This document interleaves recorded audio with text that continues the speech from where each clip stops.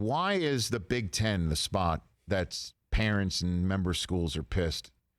Is the Pac-12 just keeping things better in-house? Or are parents more understanding why the Pac-12 did this?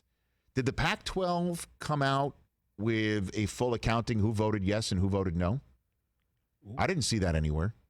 I haven't either. Interesting. I didn't see that anywhere. Yeah, because wasn't James Franklin saying there was no vote, and then the commissioner said there was a vote? Look, yes, and the day it happened, okay, was the week after they put the schedule out. I'm looking at the schedule and I'm saying, oh my gosh, for some reason they put Michigan, Ohio State in the middle of October. Why did they do that? Just to make sure that it gets played. It gets played because they were worried about late October and early November with the flu coming out, with influenza mixing with the COVID-19, and there being a big problem with that. Is that why they put it in the middle of October? I mean, this is what I'm thinking about. And all of a sudden I hear my buddy Dan Patrick report on his show, Big Ten's about to vote, and they're going to vote it down. They're going to vote the season over. And didn't Dan then say the next day he had the schools that voted to play, right? Nebraska being one of them? Yeah. He had the vote tally. So if Dan Patrick has the vote tally, why didn't the Big Ten announce it, I guess? And we know the coaches were caught flat-footed because Harbaugh put out a statement. Yeah. And I heard from parents of the Michigan program saying Harbaugh was like, I heard that Harbaugh speaking to the kids was just like, I hear you. Yeah. I'm learning just like you are. Right.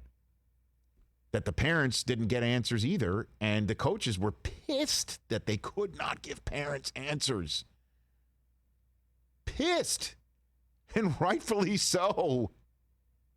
You'd think the coaches would be involved in this, but I guess blame the school presidents or the way the Big Ten rolled it out. If the Big Ten didn't put the schedule out the week before to give people the impression they're ready to go, and then all of a sudden it went in the complete opposite direction to cancel the fall season in early August, when you've got all of August and early September to see how it goes. And then again, what will be gleaned from this knowledge that the Nebraska parents are demanding to know, and if they don't get, they're going to file a lawsuit? So I'm just sitting here thinking, as a parent, you want to know, make you feel better? Okay, here you go. It was 12-2. Your school voted yes. Does that make you feel better?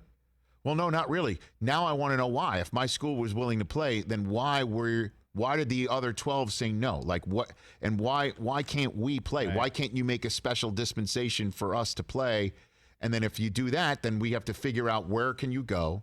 What's your schedule? What other conference would take you? What if they wind up canceling the season?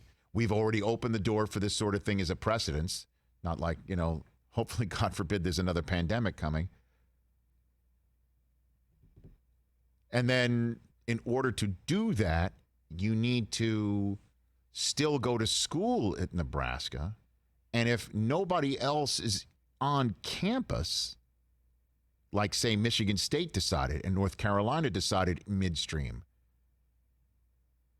just to name two institutions of higher learning of Power 5 conferences, then what do we call these athletes? Student athletes? Online student, on-field athletes. That's what we call them. A new designation in 2020. Online student, on-field athletes. Okay. So what are we doing? If there's nobody on campus, why are these students on campus just to play a sport? Well, the sport's very important for the bottom line. Okay. So what do we call these kids? It's a league. That's what it is. It's a league with kids who provide a service. What do we call people who play a sport as someone who provides a service in the process. What do we call those people? You know what we call them? Professional athletes. Ding.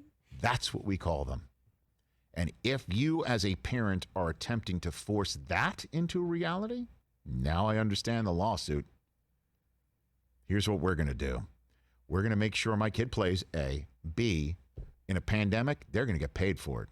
And the way that they get paid for it is we find the construct to make everyone safe in order to play it. Tell me I'm wrong.